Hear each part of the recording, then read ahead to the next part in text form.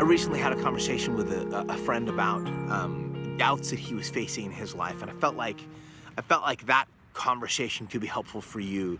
So this is the third in a series of videos about doubt, about maybe a process around engaging doubt, about the practice of doing so.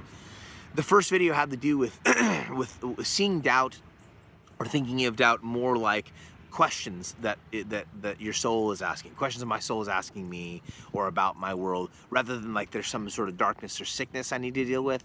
The doubts, like there are questions in me I need to chase down. The second video had to do with being specific about those questions, not giving into this like general sense of dread that everything's wrong because I have this doubt. Usually there's a specific thing I need to actually engage with and figuring out what the specifics are. This third video has to do with fear. It has to do with the fear that is often associated with engaging with the sort of the practice of doubt. Like doubt comes kind of riding into our lives, and right behind it is like this trailer, and the trailer is full of fear.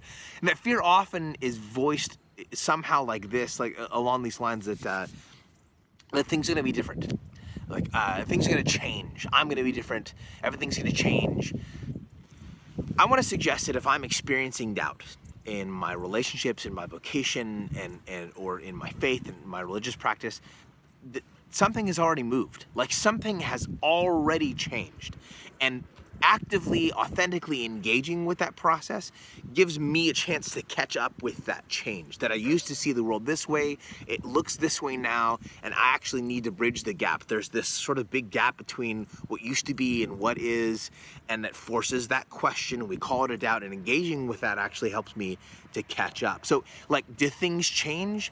Absolutely. I'll say it like this in religious practice, that like doubts don't particularly enrich your existing faith, like as things are. Doubts don't necessarily enrich the faith that I already have.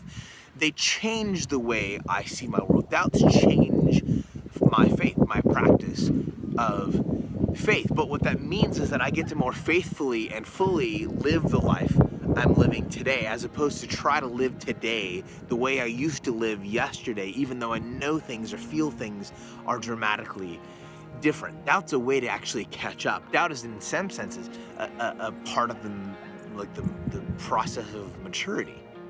You don't want to be the same person in your 30s and 40s you used to be in your teens and your 20s. And part of the way we get there is engaging with a process of doubt. So are you different on the other side of a process of doubt in your personal relationships, in your vocation, in your faith? Gosh, I hope you are. Because what that means is you get to more faithfully and fully live into the life that you've been given today, right now.